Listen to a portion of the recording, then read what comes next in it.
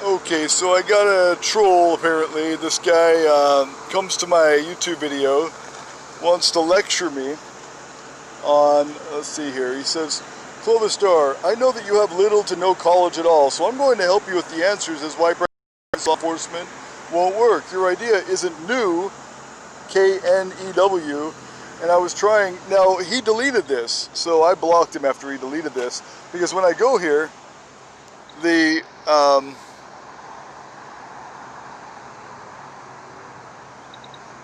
comment doesn't show up. So I left all of his other comments, but if he's going to reprimand me on not having the education that apparently he has, I don't know if he even has one, but he doesn't give any of his own personal information. He's just a troll. He apparently thinks he knows about my education. Well, for reference, I have about as much education as Steve Jobs had.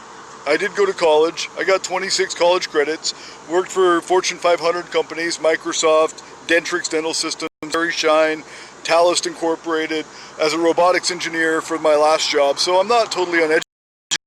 I'm a world traveler. This year alone, we saw, so I'm not uneducated. I may not have his particular education, but I know the difference between new and new. And so I corrected him on that. When I responded, I'm like, so you're going to tell me you're not going to lecture me? And this is what he's saying. He's like, I know you don't have very good education, so I'm not going to lecture you. And then he goes into this lecture, the next comment, he says, your idea isn't new. I was trying to tell you about the Pinkertons, he tells me. So anyway, I wanted to say this about private security replacing police. This guy goes on and on about how the police, private security, like the Pinkertons, became corrupt and people were tortured and people's bones were broken and falsely arrested. How is that different than the police today? Other than now, the police are revenue generators, they're meter maids. They go around making up fake crimes, like with this guy, Sean Johnson, who I'm reporting on, that's what he's commenting on. This guy, Sean Johnson in Pocatello, who the cop said he was investigating a crime of voyeurism, which isn't even a real crime, and you know the chief admitted to that. This public voyeurism didn't even in any way, shape, or form apply to this guy filming the FBI building, so he wasn't investigating a real crime. So he asked his ID legally. He asked for ID, even though he wasn't investigating. And you know, 3 lawyers have commented on the local news in Pocatello that that's not legal. If they're not investigating, if they can't articulate a crime they're investigating, they have no right to ask for identification.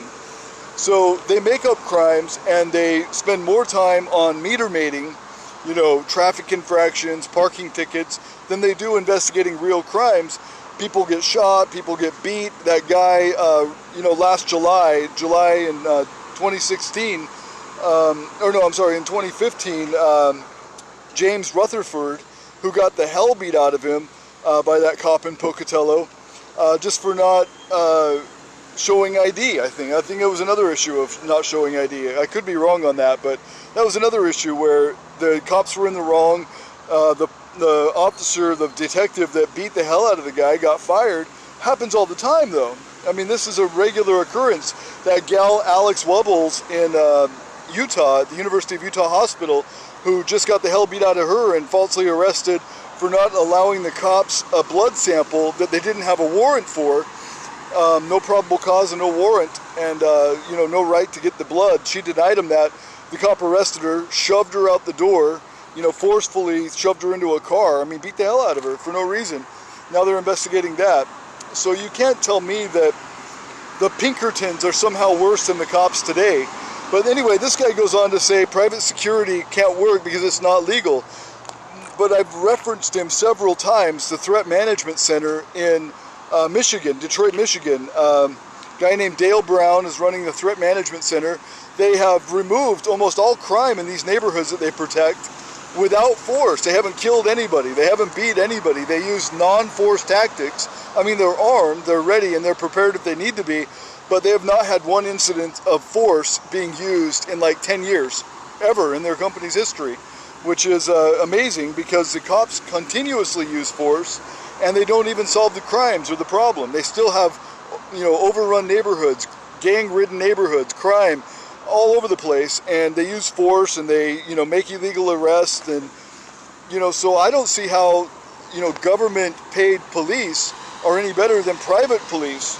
Maybe, you know, humans will make mistakes, I have no doubt about that, but as far as the, you know, government, public police, publicly funded police being better than private police, I don't think so. I don't think so. Anyway, that's my example. Look up the Threat Management Center in Detroit, Michigan. You'll see a fine example of private policing.